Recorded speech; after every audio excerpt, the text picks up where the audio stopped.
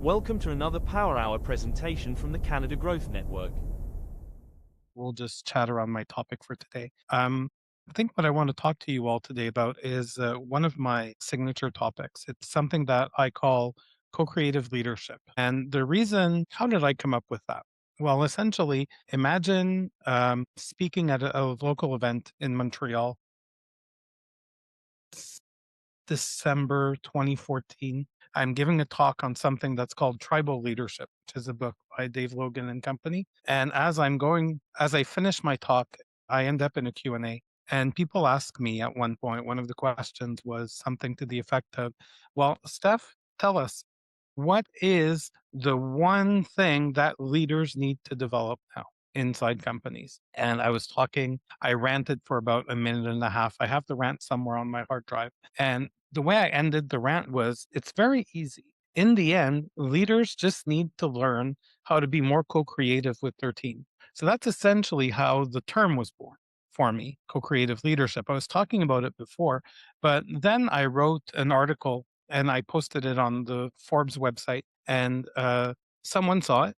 Someone came back to me and said, "Hey, would you write an article for us on our website?" So I'm thinking and going, what could I talk about? What could I talk about? And then I go, I know the 5 key skills. And I made them up in that article. I made them up based on the stuff that I was talking about at the time, and it stuck. 10 years later, it's still the same 5 key skills as when I wrote that article at the time. And what I've been doing since then is I've been expanding the definition.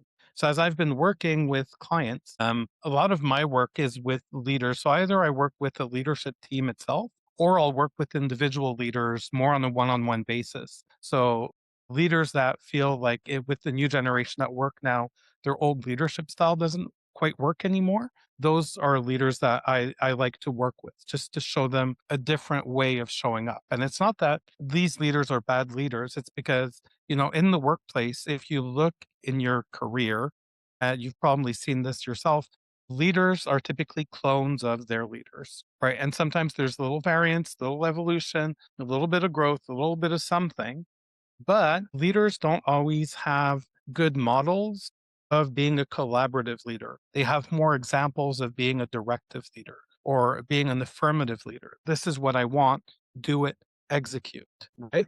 So if I tell you a little bit of my backstory in all of this, I used to work in IT. So very rational type of thinking, type of environment, and my leadership style at the time, I could show up strong and people like that. People appreciated that, right? And then all of a sudden, after 18 years of that, I switched out and I ended up in a place where I was working with people inside a methodology team. And in that team, everything that made me great as a leader was blowing up in my face now. So, I was working with them and I wanted us to do better. And I was giving people feedback, but people were telling me I was arrogant, I was too demanding, I was too this, too that. And it was hard because that wasn't my intention, but it's how I was showing up for them.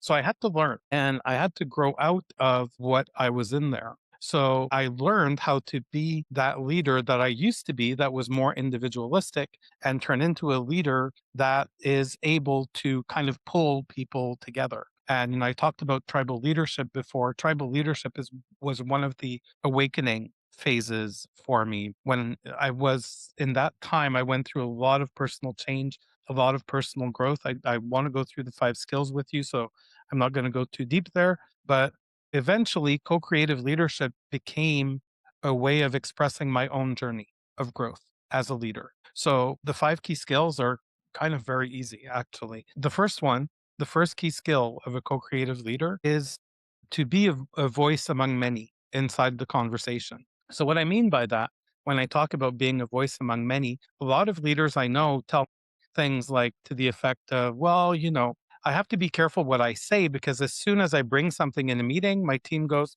yeah, we're doing that. Right. And that's not what I want. I want people to debate, discuss. I want to be able to bring an idea and to have people discuss the idea, have people talk about it, talk through it. And maybe my idea doesn't win at the end. That's fine. But I want the conversation. Right now, I'm not even getting a conversation. So do you know what I'm doing, Steph? I'm holding back and I'm waiting till everyone speaks and then I speak last. So, leaders that tell me that, it always makes me chuckle. I go, you're just keeping Thor's hammer at the end because you're saying people do what you say. And now you're waiting to see at the end to bring up what you want to say. Of course, you're going to keep doing that. So, the trick of being a voice among many inside the conversation is to be able to speak first in the conversation, to speak in the middle, to speak last, to speak in the middle. And it doesn't matter. It's as if anyone else on your team had brought that idea. So, to give you a quick basic example here, I was working with the leadership team once, and we were doing a feedback game as part of a series of workshops that we were doing. And the trick was to answer two questions. So, someone was sitting in the middle of the room, and then everyone would answer two questions. What is the great gift that you bring to the team? And the second point was, what would I like to see more of from you? And there was a leader, an executive in that room that would always jump in and answer first. Always, always, always. And he was the boss in the room, right? So I chuckle this, why are you doing that? And he says, well, I like to bring my ideas. I go, okay, that's cool. Now, can you try speaking last just for fun? Because we had about 12 people that we were going around. So we had time to experiment things. So I had him speak last. And when he spoke last, sometimes he's like, I don't know what to say. Everything was said. And it's like, what, you can't repeat? It wouldn't be useful to repeat what someone else said?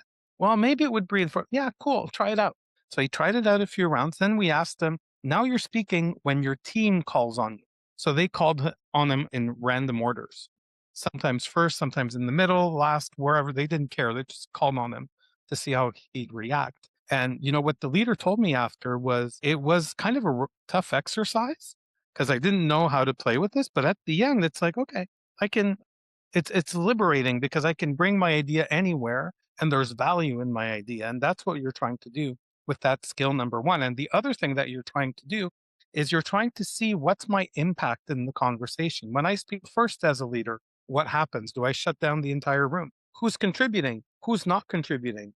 How do I manage the other people that are contributing more to allow space for the people that are contributing a little bit less? All that is part of being a voice among many inside the conversation. Skill number two is unleashing the leaders around you. There's something that we see inside of companies. It's kind of this disease that's called dormant leaders. And dormant leaders are these people that when you ask them what they do outside of the office, they do amazing things, right? They're the coaches of your kid's soccer team. They run the safety patrols on the ski hill. They have responsibility, but at work, they don't have the right title. So I'm sorry, I can't bring that here, right? And if you the trick to being a good co-creative leader is to see the potential in people, to see what else they can bring, and then create the conditions where they can step up and they can bring that. But here's the secret, the big secret to skill number two. If you're leading from a place where you're not motivated, where you're not pushing things forward, where you're not helping things move ahead, and you're the one that needs to be lit up, how does your team feel that? And how does your team respond to that? And when you start working with your people, once you're like not a dormant leader and you can see it, then it's about how do I help these people wake up? So it could be challenging their stories, challenging their beliefs, giving them a different perspective on something that they've seen that's always been the same in the company or that they believe has always been the same. How can you switch that over to something different? Skill number three is around developing the capacity of your team. Have any of you ever had, that New Year's resolution gym membership? You know what I'm talking about? The one where you sign up at the start of the year and by March you're done. Okay. Now think back to that membership when you go there and you're lifting weights and you're doing curls, right? And you have 15 pounds on the bar and you're cursing because my God, this is so hard. This is so heavy. But if you stick to it for a couple of weeks before you quit, then eventually you'll get to 20 pounds, you'll get to 25 pounds, maybe 30, maybe 40 pounds. Now, what happens at the moment that you're at 40 pounds and you say, I think for old time's sake, I'm going to put 15 on the bar? What happens when you do the curls? Easy peasy, right? Why is that? Because you built the muscle, you did the reps. So developing the capacity of your team is about that. And it's also about remembering a very important thing. One of the things that we often forget as leaders is we forget what it is to be a learner. We forget what it is when someone asks us to do something for the first time, how awkward it may be. How, not that we're not good at doing it, but maybe we don't know how to do it yet. Of course, we're not going to get it right the first time. But for some reason, we kind of believe people have, this skill where they're going to do it right the first time, right?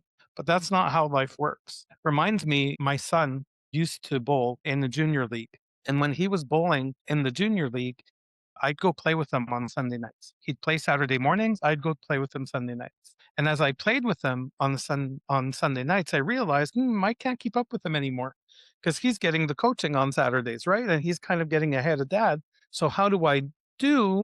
What do I do to not fall too far behind so that he can keep pushing? I didn't want him to stop because I wasn't keeping up, right? So I hired one of his coaches and I said, show me. So I spent an evening with the guy.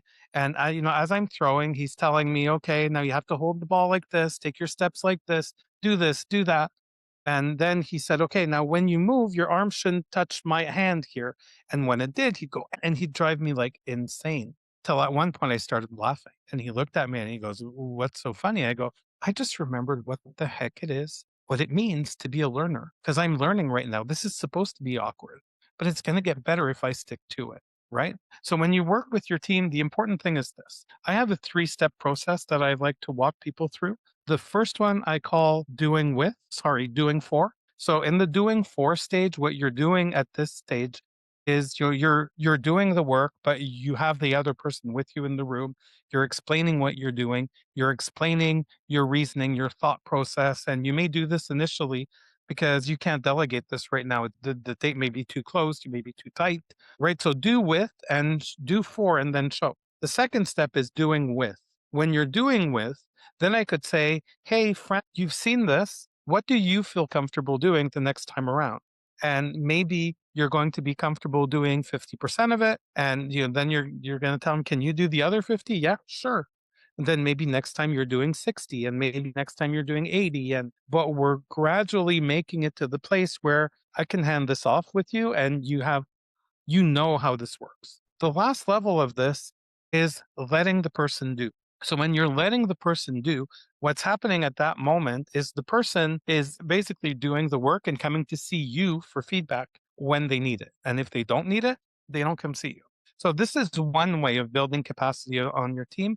But another could be just being clear on your goals. What do you want your team to do? What are you trying to do with your team? So, if you want your team, for example, to take ownership of your daily meeting, don't just act in that way. Be clear with them. I want you to be taking over this meeting and being able to run it without me in 3 months. So now let's work towards that.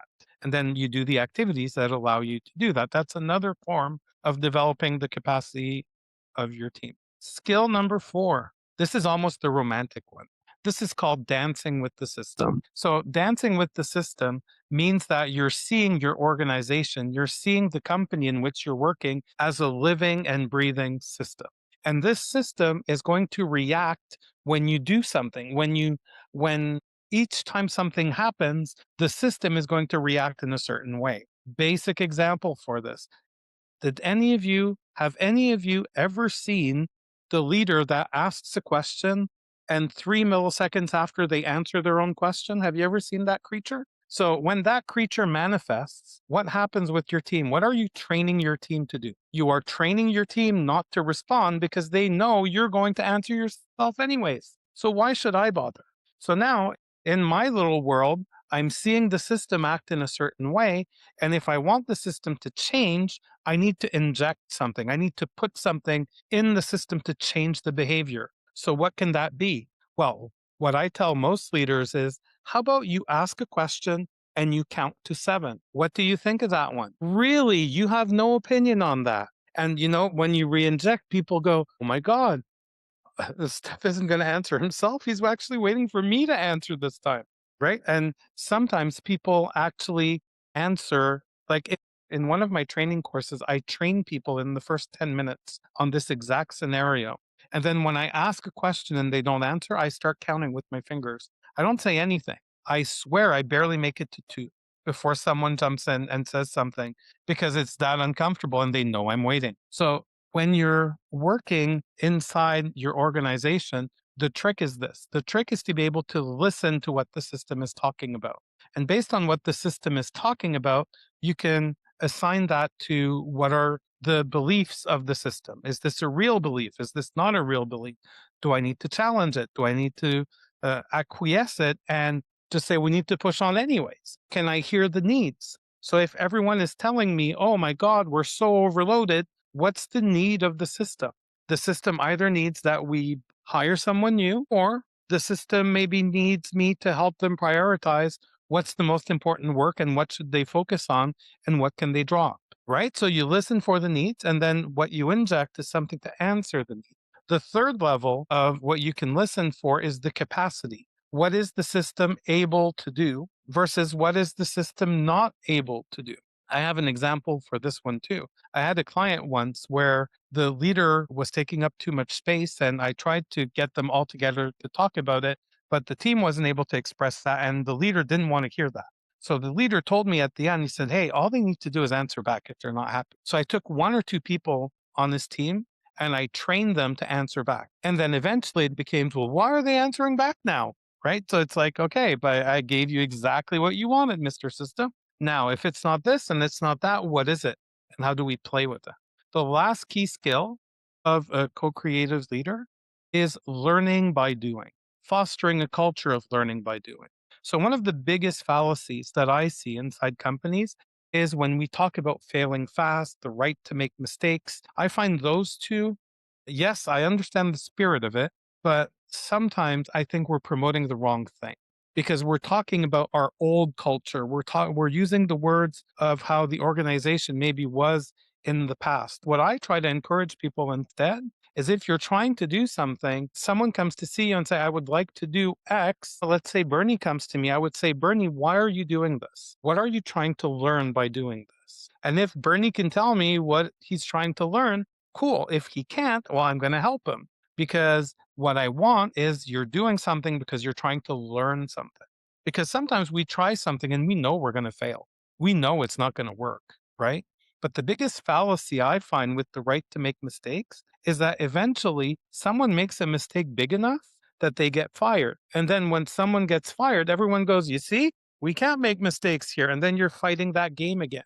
So instead, if you focus on learning, when people make mistakes, we can talk about the mistake as a mistake. The rest, it's learning and how do you adapt based on what you learn? Where are you going next? What are you doing next? When I talk about learning by doing, what I also mean is just to throw yourself. Like, you want to learn to have a difficult conversation with your team? Have a difficult conversation with your team. See how it breaks. See what's not working. See what people aren't able to do, but just make it safe so that we can have that conversation and try it. And if it breaks down, we can go, okay, now this is broken. How do we try to have this again? And normalize the struggles. Normalize that it takes time, that we need to practice to get better at doing this. And those are the 5 key skills of co-creative leaders. Thank you for watching. We host a free to attend session every Monday from 1 to 2 p.m. Eastern.